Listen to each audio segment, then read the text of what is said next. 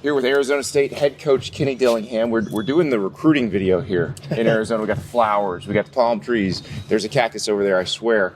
So, Kenny, your high school is how far from where we're sitting right now? We're about 1 mile from my high school. Chaparral High School. Chaparral High School, about 1 mile, if not a little bit less. So you were the quarterback there?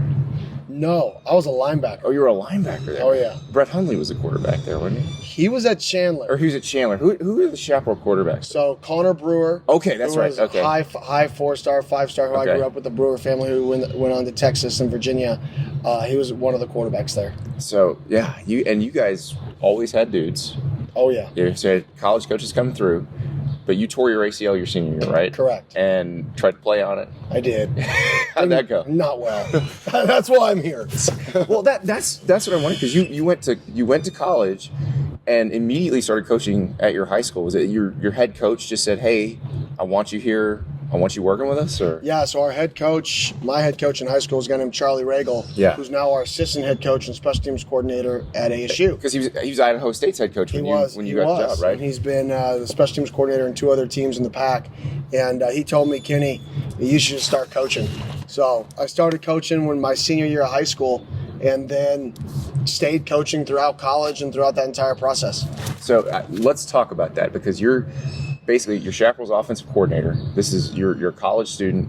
You had other jobs. Weren't you picking up poop at some point? I was right about 7 minutes from here, just right up the road on Scottsdale on Hayden, actually. Yeah. So, and so you decided you're going to start going to Arizona State practices. And what happened when you started going there?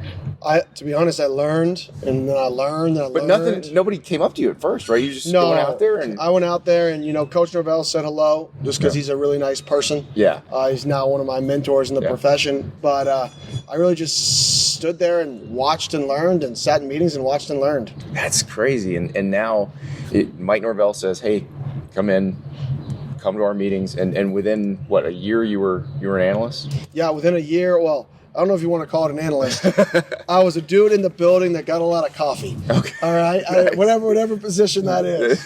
Well, I read David Oven did a great story on your rise here, and he had a part in there about the first practice script you had to type up. You spent like 6 hours on it. Oh, yeah. And you hand it to Norvell. He's like, "Is it perfect?" And he goes, "Date's wrong." That's right. Top left. The first thing you look at on our script was wrong. Everything else was right. Most things else were right. So when that's, and you are what, 20, you're not even 20 years old yet at that point, right? I was 20 when I first got hired there. I was 23. Oh my God. So you don't know what you don't know. No. And like, did it occur to you how fast all this was happening? Because you do that, and then you're off to Memphis with Mike Norvell when he gets the head coaching job. That was when it really hit. My wife was actually in med school here. Oh, wow. Right. And I'm at this stage where, do I want to chase this college deal, or I always wanted to just be a high school coach. Yeah. And then the college thing just kind of happened with Mike Norvell at my mom's alma mater right up the road. It was like, I have to take this opportunity to see. Yeah. And then when he got Memphis, that was when it really hit. Am I going to chase this? Like, do I want to do this? Yeah. And when I said yes, my wife left med school after 2 years. Oh, my God. She stayed out here to get a nursing degree instead from ASU, and then she moved out with me. So that was when we were really all in, and she was all in terms of, what we wanted to do. That's incredible. What's that conversation like? I mean, man, I believe we can do this. Like, I think we can be successful in this world, and it can be fun. And she's always supportive of me. So she was a little hesitant, but she got behind it, and it was fun to see all the different places. So when y'all are in Memphis, and it's Mike's running the show, you're there, Dan Lanning's there, Ryan Silverfield's there. Did you guys know how special that group was? Could you tell day to day while you're working with them? I felt so. I felt like we were walked into the building when I would go into I'm big on just going into rooms and talking ball. Yeah. I love that. That's one of my it's one of the joys I have. Yeah. And when I would walk into some of the guys in our staff's room and just talk ball, it was such intelligent conversations with them. Yeah. I don't know if they got anything from me, but I was stealing everything that they knew on the why on defense, and it was just, you knew, wow, Coach Norvell really put together a staff of people that are going to grow in this thing. It's unusual because usually when you have something like that where there's a group that's together, they all sort of came up together, or they're all from the same place. But you got Mike, who's from Arkansas, and you've got, Lanning's from Kansas, but it had wound up with Todd Graham, and then you're from here. It probably was helpful that everybody was from somewhere else. Oh yeah, I mean we had Chip Long, who was a Burroughs Ward candidate, and he's from Alabama. Yeah. Then you have Daryl Dickey on our staff Texas. I mean, so we had such an array of people. I think it helped me grow as a coach because I saw 7 different really successful ways on how to be successful. Yeah. And I think the thing I learned there most was probably from Daryl Dickey in terms of just be yourself. Yeah. Anybody who knows Daryl Dickey knows he's going to be Daryl Dickey, one of the best people in the profession, and he doesn't try to be anybody else. And that's what I learned the most. That was another thing in David's story that I laughed at. You decided you were Ken at one point. I did. You were very young, right? This is college? First year at Arizona State. Okay. And I got to be more. I can't be a Kenny. Can't be a professional Kenny. Nope. How long did that last? Lasted about 2 weeks, and then Charlie Regal called my phone, and he left a message, who is this Kenny character? Or who is this Ken guy? I don't know Ken. I know Kenny. Change your voicemail back. You're Kenny. And I changed it back to Kenny, and, that's... And that's you. That's me.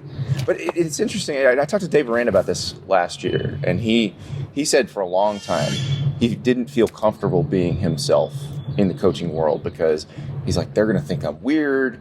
I got to act like the rest of them. If they're ripping players' asses, I got to rip players' asses. And it took him a while to get comfortable. But once he did, he's like, this is so much better. So you're that way 20-something on. You've got people telling you, hey, do it. Just be you. Correct. And I was just lucky that I had people around me that just told me to be me. Yeah. That was one of the things Mike Norvell always preached and he would always tell people is, if don't ask Kenny a question you don't want the real answer to. He doesn't have a filter. He's just going to tell you the truth. Right. And that was just kind of how I was raised. And, the people just kept me focused on just being me and not being, absorbed in this profession. Yeah. And just be yourself. Well, and we talked about the different backgrounds that group at Memphis came from, but your education through the college football coaching ranks is pretty interesting too, because you go Memphis, Auburn, Florida State, Oregon, and you're Auburn, Florida State, and Oregon's offensive coordinator. Yeah, how much do you learn through that about recruiting, about just how big time football works in different places? Oh, I couldn't put into words how much you learn. I mean, when you show up at Auburn, you get to work with a guy like Gus Malzahn, and you get to see how his brain thinks, which is different from how you think, which is great. Yeah. And you get to see how they run a culture and how he has a leadership council of guys that really have a huge impact on the team and the pulse. And that was something that I took and we have here. Yeah. It's something from him. And then the hours that need to be put into the recruiting. And then Florida State, where we take over a program that needs to be revamped. And the consistent, pursuit of just excellence every day and how it's frustrating. But eventually, if you keep chasing it, it'll turn. Yeah. And then working for a defensive-minded guy in Coach Lanning and seeing how the defense needs to install and how the defense needs to operate in order to be an elite-level defense. It's just, I was really blessed with the variety of people I got to work with. How similar is the job you have right now in terms of where the program was when you got the job to when y'all got to Florida State in 2020? I would say it's fairly similar, but the rules are different now. Right. So you're not limited to 25. So now new players you can bring in. Players you can bring in. So just a different, very similar. And I will say our kids here, our kids have been awesome. Our kids have been embracing. Our kids have wanted to be coached here. So I'm blessed to be here. Well, that's what other new coaches in your league have different philosophies on roster management. What's it been like for you because they were hit very hard by the transfer portal going into last season, and then you take over and you got to basically refill the roster. How hard was that, or was it easier because of the transfer portal, December window? going out and finding guys that maybe fit what you do? Definitely easier with the December window, for sure. Okay. I don't think you could argue that taking over a program now as opposed to taking over a program 4 years ago, they're kind of different jobs now. Yeah. Just because of the rules. But I will say it was fun because from a standpoint of knowing what you want to be and knowing that everybody you bring in is a reflection of you now. Yeah. So if you want to cut a corner and you know this kid isn't the character that you want to bring in and you bring him in, that's you. And that's why we didn't cut any corners. We didn't promise one kid one thing. You know, we've signed, I think it's going to be 50-something new kids. We didn't promise one kid one thing in the meeting. We told them it was probably going to be the hardest they've ever worked in their entire life. Right? But you're going to have more fun working harder than anybody in the country.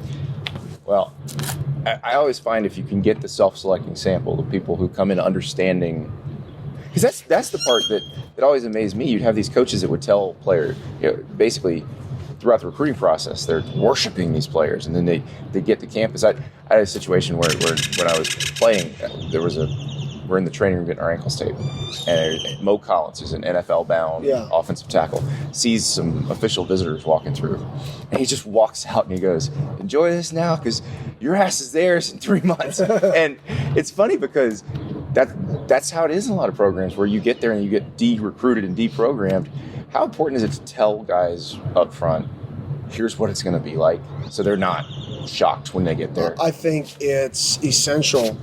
I mean, I'm a big believer in the transfer portal because the transfer portal protects kids from being lied to in recruiting. Yeah. And there's some negatives to it. Mm-hmm. Yeah, I mean, of course, but it protects kids. And anything that protects kids, I like. So it forces coaches to be more honest and more upfront with people. Yeah. Otherwise, those kids have an out. And I think that's what's great about it. So I've watched the videos from the spring. It does look like the players are having fun. Occasionally, you might throw the worm in there.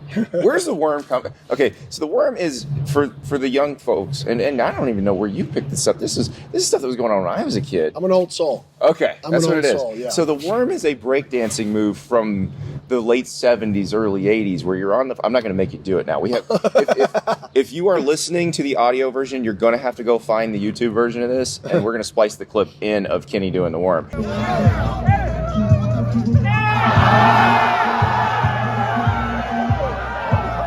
Where'd you pick that up? I don't know. I just started doing it when I was roughly 16. And outside of a movie theater about 7 minutes from here, to be honest, is when it started. Yeah. Literally, movie Shea 14, Scottsdale and Shea, maybe 4 minutes from here. Yeah. And it just started, and it was born. And that's the only move I got, though. I have no swag. I have no drip. I have no rhythm, no dance moves. That's all I got. You also know ball. That kind of helps a little bit. Yeah, that's the other skill. I mean, that's the part that's going to get you through. But yes, having one move is fine. Yes. If you have a couple things, you can go. Jeff Darlington, who covers the NFL for ESPN. Yeah. Now he's got the thing. He can spin the pizza boxes on his fingers. He does that on TV. But so I've known Jeff since he was in college. He can play one song on the piano. Perfect. It's Right Here Waiting by Richard Marx. if you see a piano and you can walk up to it and play Right Here Waiting, you own the room. 100%. That's all you need. That's it. That's it. One moment. So I made my son learn it. I made my daughter learn it. They can both. They just walk into a piano. Dun, dun, dun, dun, dun. So they're set for life in terms of just icebreakers. That is awesome. Now you have to learn to do other things. You have to be good at the thing you actually do. But correct. Exactly. So the transfer portal part's interesting to me because, I got to ask you this because my co-host Ari Wasserman, he grew up in Scottsdale as well. Yep. He went to your rival school, and his thing, he covers recruiting for us, and he does not understand why the coaches at Arizona State and Arizona have not, just as a matter of course, every year called every good offensive line recruit in the Midwest. Like, maybe don't worry about the guys who are going to Ohio State. Like, they're probably okay. But everybody else. Yeah. And just say, come here for a visit. Yeah. Who says no? Like, who says no if you are a 4-star offensive lineman from Illinois and you come here, your players maybe taking some of those apartment complex pool parties or something. Who says no? It's really just you don't know what you don't know. Yeah. We have so many kids, even this, we've had 50, 75 kids on visits here, officials, since we've been here. And you'd be shocked how many people say, I did not know it was like this. I thought it was dirt. I thought it was mountains and cowboys with cowboy hats. I had no clue it was a city and it was this. So I think it's more, how do you convince a kid to come see it when they have an expectation of something that's so far off from the reality of it? Yeah. Well, Tempe, if you don't know, does sound like a kind of Western Dodge City kind of place. And then when you land at the airport and realize Tempe is 5 minutes from Sky Harbor Airport and is in the middle of this giant metropolis, it's a very different situation. 100%. And I think that's why right now, our hit rate with kids on campus has been, very high. Yeah. It's because we're bringing kids here that have never seen it. And I mean, look. Exactly. It's like, this is the bad time, right? Everybody says, oh, Arizona gets so hot. Yeah. It's May. It is summertime, the beginning of summer, and I have a little bit of goosebumps. It's a little chilly out right now. It is, a little breeze. Little bit chilly. But it will get hot, but I think people just have this false narrative of what it actually is. It's a place everybody goes to retire. That shows you everything you need to know about the quality of life. People want to be here. People want to be here. They move here. They get rich and move here. That was Steve Spurrier's recruiting pitch to every out-of-state kid for 20 years. Yeah. Yeah. People come to Florida to retire. You get to go at 18. So that's the way to do it. But that's what, and I'm thinking December portal's better because, the visits now, you're getting summer visits. That's maybe not the time you want to be bringing new people in. But that December portal window, that's the ideal time to bring people here. It is. It's a pretty good situation and timing. Yeah. Now, the good thing for us is I'm the type of guy that likes to tell you the negatives about our school. Like, I'm not one to hide it. I want you to come here and know exactly what you're getting into, right? Because I think it helps your culture. So bringing a dude in June, being like, everything people have said. What do they always harp on us for? The weather, the heat. All right, this is it. Here we are. We're outside in the patio eating dinner at 7 p.m. You didn't do that in Tallahassee, did you, though? Tallahassee in July, I say to someone who lives in Gainesville, Tallahassee in July is pretty miserable. Yeah, I mean, I'm a big Mike Norvell fan. Yeah. So I'm going to say only positive things about Tallahassee and Mike Norvell. He's done, in spite of the humidity, he's a phenomenal football coach, phenomenal person. Yep. I mean, I tell people, running backs, I think, is something this system produces at such a high rate. Yeah. That teams will we recruit the same backs, ironically. It really bothers me. Right? and it's like, I'm going to visit Florida State. What are your thoughts? I'm like, they're great people. Yeah. Oh, they're great people. I love those guys. I wish I could tell you I didn't, but I do. And they run the same system, so I can't even tell you our system's better. But it does seem like there's a bunch of guys who can succeed. Like Kansas State's got a guy now from Florida State who is going to be very good there. Oh, yeah. Because there's only one ball in Tallahassee. So, I mean, it is amazing how much you guys have blossomed, and now you and Dan are going to have to recruit against each other, play against each other in this league, but it feels like there's enough good players to go around for everybody to have some success. No question. I mean, recruiting, and it's about evaluating people just as much as it's evaluating the skill set. Yeah. In every school, if you want to maximize somebody, they have to eventually be happy or see happiness through the work. Yeah. So in my opinion, you have to show people, everybody has a different version of happiness. Yeah. Some people's happiness may be, I want to go to my room and do nothing if I'm not in the facility. Right. Okay, you don't need to come here. Our version of who we're going to attract are people that enjoy being out, enjoy people, enjoy this type of stuff. Yeah. And they're not just going to go lock themselves in a room when they're outside the facility. Yeah. So I think every place is specific, and you are going to attract a certain type of kid. Yeah. The goal and the hard part of college football is everybody's goal is the same. Yeah. So you attract a different style of kid, and you have to get these different kids and different personalities to all get to the same standard of what success has to look like.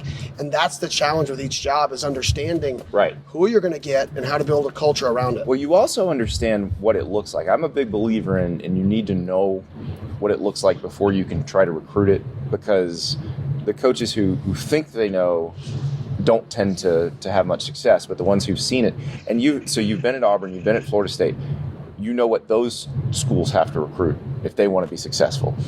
You had to play against Alabama, Clemson, schools like that, Georgia.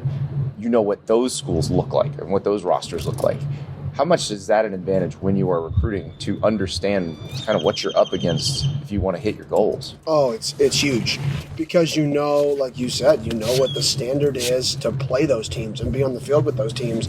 And it starts, it's cliche, but it's O-line, D-line. Yeah. That's really it. That's big people. It's big people. That is what the key to the game is up front. And that's the hardest thing to get is getting guys that are big people to join your roster that are good football players, good kids, hard work ethic. That's the challenge. Is it just that there are fewer of them, period? Yeah. It's fewer of them, and you got to remember you play with up front. Yeah. Basically half of your team are big people. Yeah. And that's the challenge is you have to find 5 of them. Right, and more than likely you have to find 8 of them. Right. And that's really the challenge is can you create enough depth and then consistency in signing O-line and D linemen? Because if you can do that, right, you're going to be able to get on the field versus anybody. Mm-hmm. And I don't care if you're in a spread offense or a pro style, or you're 13 personnel, or what you do. If you can dominate the line of scrimmage, whatever you call is going to work. Right. If you move them, something good will happen. Or if your 4 can't be blocked by their 5, something good will happen. Couldn't agree more. It's a very simple game. Oh, yeah, exactly. That's why you spend so many hours coming up with simple game, complex journey through. Right. I'll say that. But the game is 11 people, where 6 people on offense never move. 5 O-linemen and a quarterback are pretty much in the same spot 95% of the snaps. You get 5 people to move around. Right. That's it on offense. Most defenses have 5 dudes that always stay in the core. They get 6 people to move around. That's all it is. We're moving around 5 people. You're moving around 6 people. And how do we create numbers, leverage, and grass to get our best players versus players that you don't want them covering? So when you're talking to players, do they look at you and say, wait a second, when did you finish playing? They just ask, about me and my journey. But I think my age is always brought up, which is funny because, people even negatively recruit my age. Oh, he's naive. He's young. He's not ready for it. He can't do it. And to me, that is the greatest compliment. Yeah. Because if the only thing people can say negatively about me is that you're going to be doing this for 45 more years. It is the fact is something I can't control. Yeah. Then it means I'm doing something right. Yeah. Because I believe in treating people right. Yeah. Being honest with people. Yeah. So if the only thing people say is my age and I'm naive because of my age, because I have extremely high goals. Oh no, I moved through the profession too fast. and it's just thank you then. Yeah. Because it means I'm treating people the right way. Yeah. What I don't want people to say about me, oh, he's a bad person, he's going to lie to you, he's going to treat you poorly, he's going to act different. Yep. And as long as the narrative is, oh, he's too young and he's too naive, then you know what? I'm going to keep doing what I'm doing because obviously I'm treating people the way I want to be treated. I also feel like when I talk to coaches from your generation, the newer version of the head coach, the ones who are in their 30s or in their early 40s, there's more acceptance of the change that's going on in sport right now because there's no choice. You got to keep working for 30, 40 more years. Yeah. And I feel like the world will belong to the coaches that can figure out, how do I make the people who are on my roster want to stay on my roster? Couldn't agree more. How do you do it? Build relationships, be honest, and teach them how to enjoy life. Yeah. People always, it's one of my least favorite sayings is this is a profession. It's a business. It is. But for 18 to 22-year-olds, for 90% of the 18 to 22-year-olds in this quote-unquote profession, they're still 18 to 22-year-olds, and they're college students. And you have to teach them how to work and how to overcome adversity and how to become successful in life. And they have to know that you have their back. Yeah. And that still matters. A lot of the kids in our team are still looking for direction in life. And you have to be able to show them, listen, you can work really hard and you can achieve what you want to achieve and not be miserable. Because there's a lot of people who you look at on Twitter that you say, I want to be him. And they're miserable every single day, even though you think they're successful. Right. You can find success and joy through the work and the growth. You just got to flip how you think. That is the hardest part, though. It's interesting because I was a very results-oriented younger person. Mm-hmm. I just got to get through this. I got to get through this workout, or I got to get through this period where I'm covering high schools, and then I'll get to the part where I want. That's not going to work. No. You're not doing good work unless you're enjoying what you do in the meantime, while you're doing it. The goal doesn't matter. No. It's the journey to get there. And it feels like it's so hard to get a 19-year-old, 18-year-old to understand that. Yeah, I think it's the culture you create. Yeah. Like I used to be, when I was a GA at Arizona State or whatever I was, QC. Coffee I used guy. to walk around and people say, "How you doing?" I said, "I'm living the dream." Yeah, me too. And people would say, "No, you're not. You're a QC. You're a GA. You're not living the dream. You're working 20 hours a week." I'm like, I'm living my dream. Mm-hmm. I don't know what you're Right. a full-time coach and you're miserable. I'm a GA and I'm living the dream. I'm more successful than you right now. Nobody believes it, but I am, because I'm actually happy. Right. And I'm actually enjoying what I'm doing. Yeah. And I think when you can daily show your kids how much joy you have just for life and for what you do, I think it just is infectious. Right. Yeah, and they see you, and they're like, "Oh, he got where he wanted to be. How did he do that?" And they ask, and you tell them. Yeah. Live the dream every day, instead of saying, my dream will be achieved if I'm a 10-year NFL starter. And don't worry about that. Your dream is being achieved now. Right now. Yeah. And I say it all the time, like, I have more fun working harder than anybody. Like, I do. Yeah. I'll wake up at 4:30 and I'll be there till 10:30, right? But I have more fun in that period of time. Some people will say, "Oh my gosh, this is miserable." I'll have more fun in that time than probably anybody in the country, because I love what I do and I have a passion for it. And that's really the challenge to teach the guys. When you show up at 6 a.m., is it, "Man, I have to be here. Golly, these guys are making me run this much. They're crazy. But you know what? We going to laugh our way through busting our butt." That's right.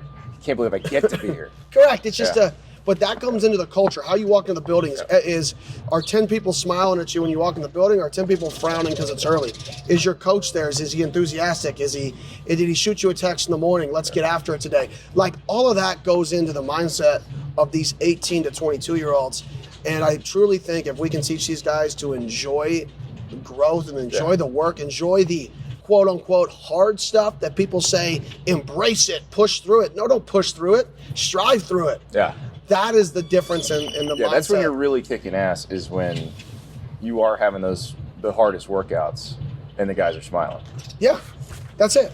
And, it's not roses and candy canes. We're going to go get going to get our butt kicked. We're going to get knocked on the ground. We're going to have to respond. But if you're so used to just continuing to be better and have joy through it, you're going to have times where you're pissed off and mad. Yes.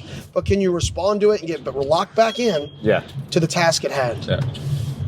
So you're home. You are living the dream. True. Now what? 20 years, 30 years. How long can we build this place into what I think this place can actually be? I mean, this is a destination for people.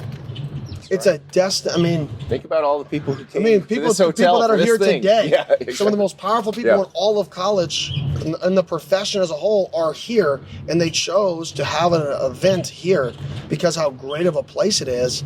And you combine that with the opportunities because the city's growing, and then you combine that with a coach who wants to be here, and a staff who are the majority are from here. You can come live in an unbelievable place.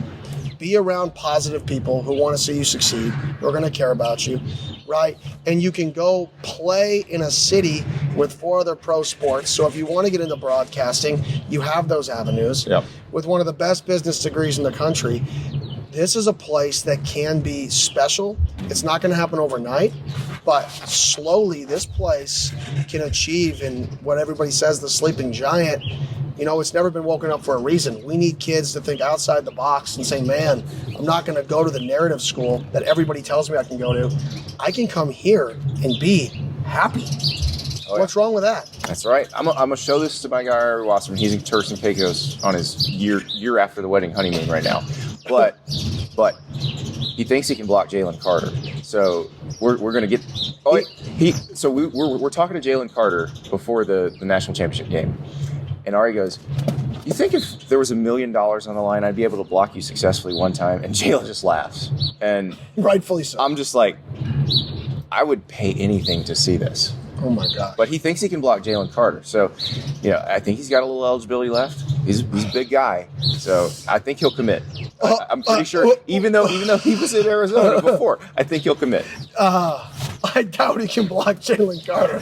Not many people can block Jalen Carter. You can find anybody who can block Jalen Carter. You're doing all right. No question. So, all right. Well, Kenny, we appreciate it. Thank you so much, and good luck. Thank you. I appreciate it.